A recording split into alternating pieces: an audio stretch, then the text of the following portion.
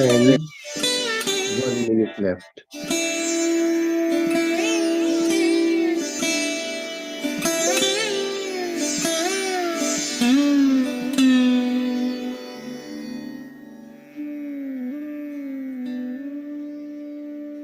Slowly bring your awareness back to the body and the surroundings.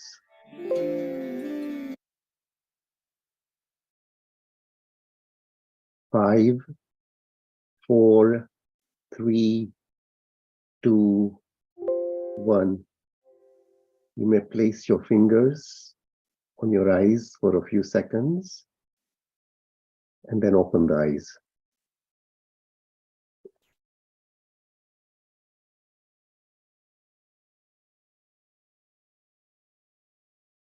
Namaste, friends. Today's topic is, what is justice?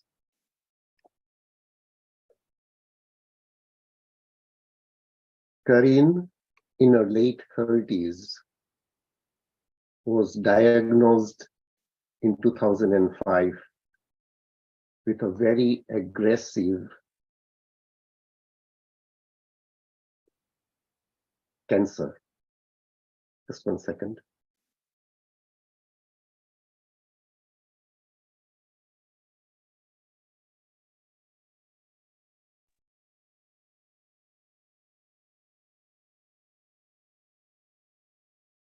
And the cancer was life-threatening. So what are the questions that would normally arise in a person's mind?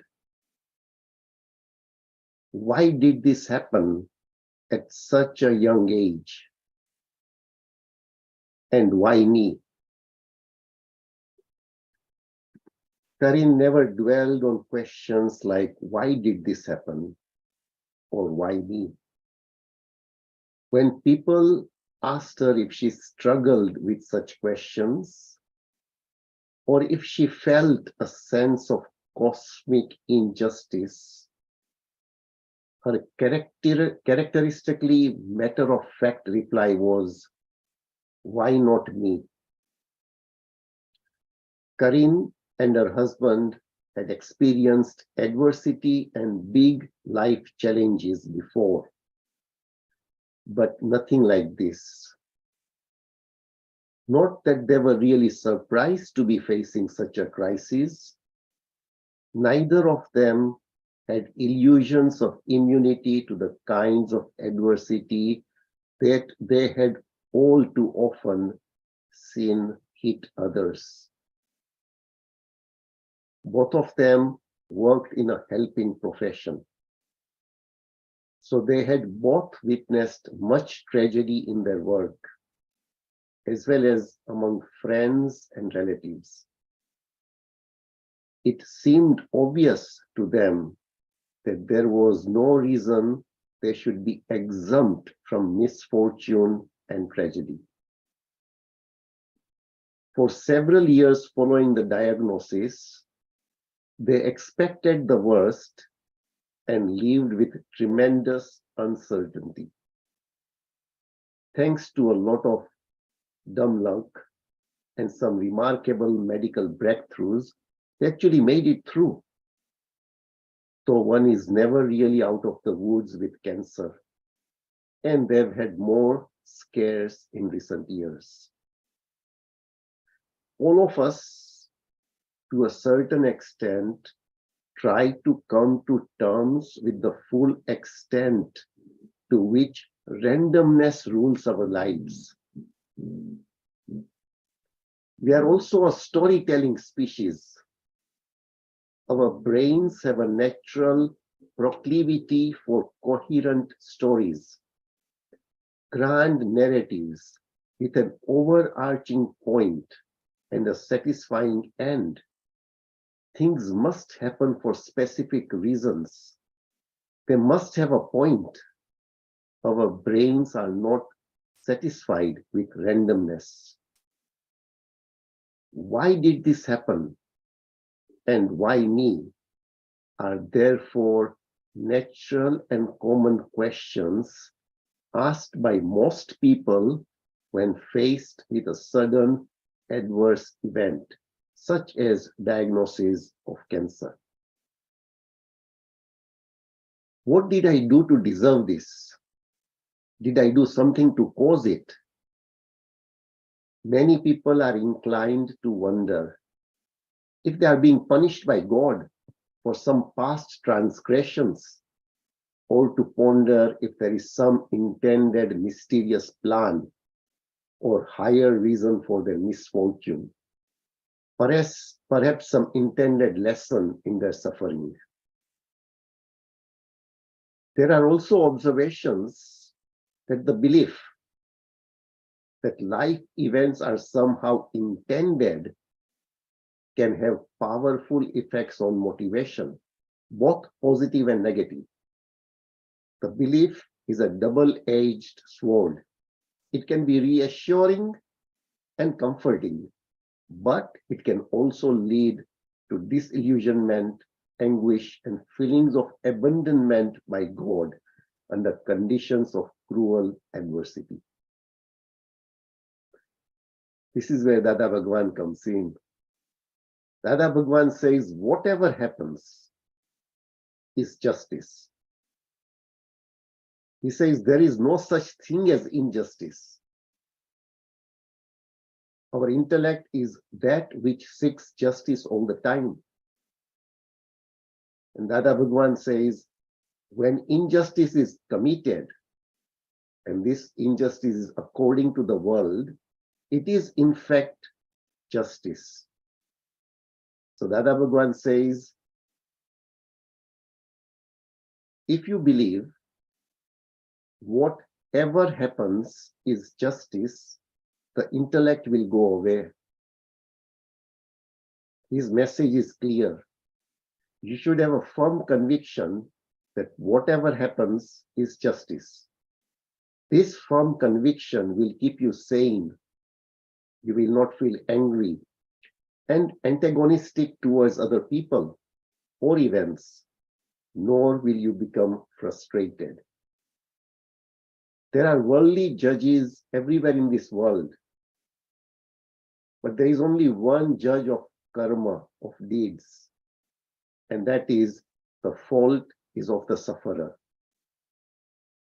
This is the only justice on which the whole world is running, and the worldly life continues to stand on this illusory justice. Thinking of nature, he says, not for even a moment does nature prevail outside of justice. If it were to prevail outside of justice, then nature cannot be called as nature. So the question is, what is the nature of nature's justice? Dada Bhagwan says, nature is always just.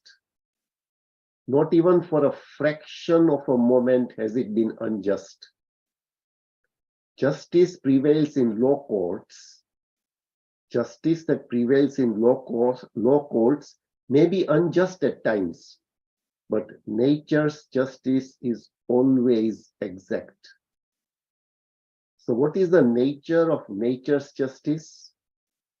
In nature's justice, if an honest person who has never before committed a crime were to steal today, he would probably be caught immediately. If a corrupt person commits a crime, nature would spare him and he would go free. Why? So nature wants to protect the purity of a good person, and therefore it will never support him in any wrongdoing. Nature, however, will continue to aid and abet the wrongdoer and ultimately crush him to such a point that he will never rise up again. Nature has always carried out justice. It has never, even for an instant, been unjust. That is why Dada Bhagwan says, if you accept nature's justice and understand that whatever has happened or whatever is happening is justice, Dada Bhagwan says, you will attain liberation. If you question nature's justice, you will invite puzzles and suffering. Dada Bhagwan says, to believe that nature is always just is called Gnan, true knowledge. To understand things as they are is Gnan itself, and not to understand things as they are is ignorance. There is an old story of a king in India who had a very close friend with whom he grew up. The king used to spend a lot of his time along with his best friend. His friend had a habit of looking at every situation that occurred in his life, positive or negative, with optimism and remarking, this is good, everything happens for the best. He always tried to look at things with a different perspective and find out positive impacts of whatever happens in life. One day, the king and his friend were out on a hunting expedition. They went in a dense forest and were enjoying the adventure. While hunting, the friend would load and prepare the guns for the king. The king took the gun from his friend and aimed at the target. When he felt that the aimed animal is right on target, the king would fire the gun. But at this instance, something unpredictable happened. The gun misfired and blew off the thumb of the king.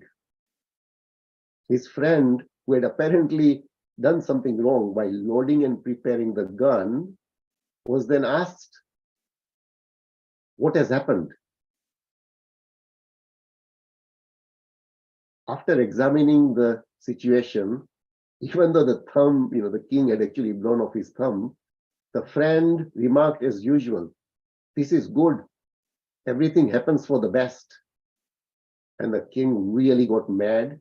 He said, my thumb has been blown off due to you, and you are still saying this is for the best?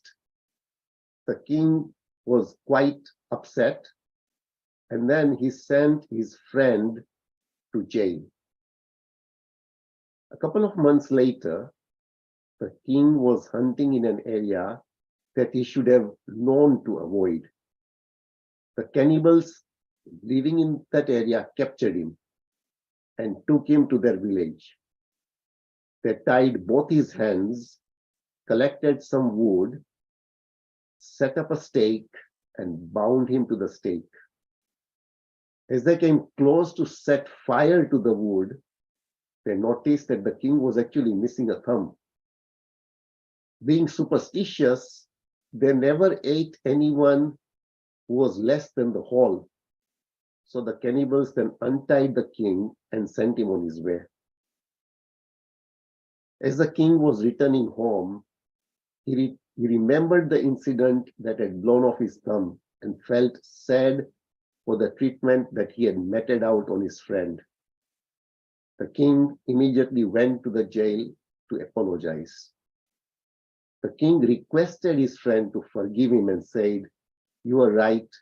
It was good that my thumb was blown off on that day during hunting.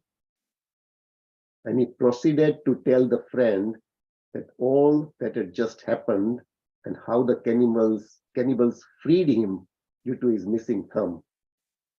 The king said, I'm really very sorry for sending you to jail after getting annoyed on that day. It was a bad decision on my part. Please forgive me. His friend said, no, that was good. Whatever happens, happens for the best. The king was surprised with his positivism and said, what do you mean? How was that good? How could it be good in any way that I sent you to jail for a couple of months? Questioned the king. His friend smiled and replied, if I had not been in jail, I would have been with you, and the cannibals would have killed me and made me their food. So friends, Dada Bhagwan's spiritual principle is whatever happens is justice. There is no such thing as injustice. As we continue our meditation efforts, we learn acceptance of everything in life. Thank you very much. If anyone has got anything to share, please feel free to unmute yourself and start your video.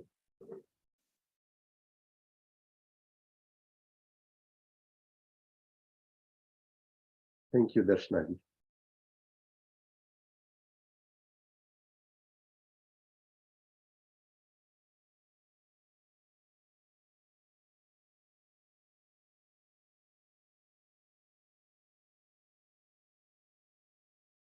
Yes, Rameshji. Hello, Dinesh Ji. Yes, really wonderful, wonderful topic that you have shared. So I always believe in that. I always not believe. Believe is again having a doubt, but I know it that everything, whatever is happening, good or bad, is for a good reason. So we don't know the big picture behind it for whatever is happening.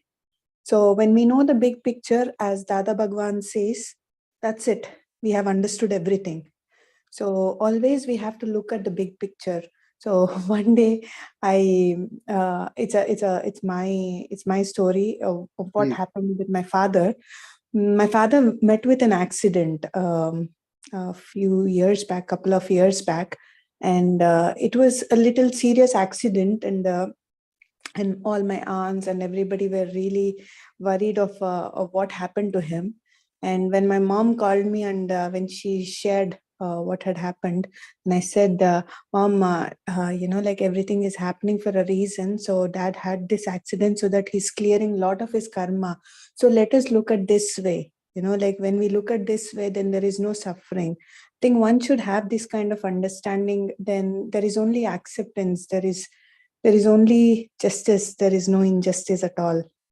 So thank you so much, Dinesh ji. And I really love this story. I have heard it before, and it's always good to remember again. Thank you so much. Thank you. Swarna ji.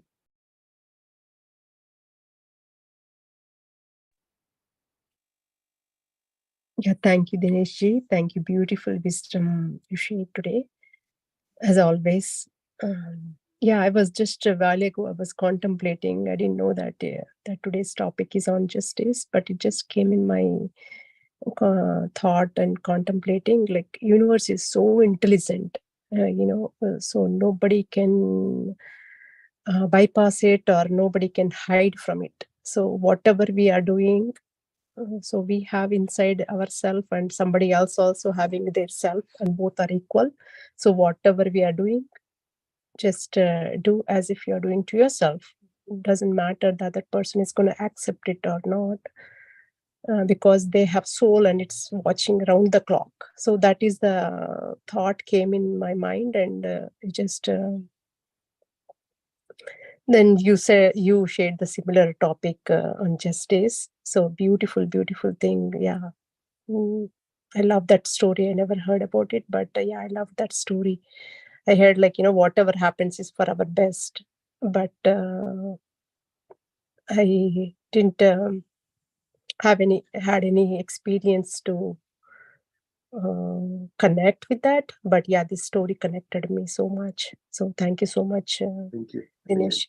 Thank you. Beautiful. Vindhya ji. Thank you, Dinesh ji. Thank you. Beautiful. When you said justice, I was trying to see what you're going to say, but beautifully explained. And when you said a nature and its justice, it was so nice how you explained that when some innocent person commits a crime, immediately he's caught because nature, the fact behind is nature wants to protect him. And that is such a beautiful thought. And I thought, whenever it happens to us, maybe that's what we have to remember, it wants to protect us. How beautiful. The story again, like Madhuji said, I heard before, maybe in Ashtavakra Gita, I don't know, but it always brings home the point. It's such a straightforward story that, and it doesn't end. And then the last part is even more beautiful when he says, yes, I was protected because I was put in jail. So I think if we have to explain to someone everything happens for the best, this is the best story. So thank you for sharing this. Thank you. Thank you. Madhuji again.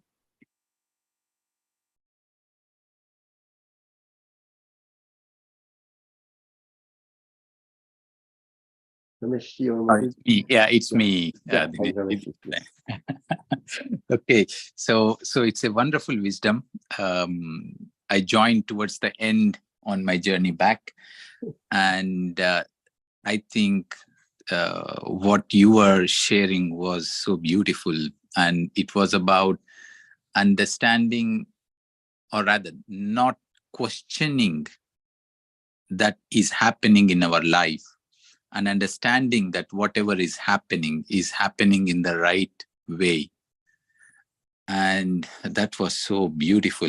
And the more we question, the more we are not aligned to that which is happening. That is where the whole suffering starts. True. So beautiful. And I think this is what we are continuously reminding ourselves, remembering and understanding that all is well. Yes. Always all is well. All is well. Thank you. Thanks a lot, Dinesh. Very good to you. Thank you. Thank you. And thank you, Priyaji. So if I reflect back on when I was a sadhu and we had to leave, at that time it was quite sort of shocking that events that took place. But on reflection, oh my God, it is the best thing that ever happened to us. So without question, sometimes we cannot comprehend when events take place in our life, but we do realize that yes, everything happens for the best. So thank you everyone for joining today's meditation and wisdom sharing session. And please continue to join the other meditation, morning and evening meditation sessions. Thank you and namaste.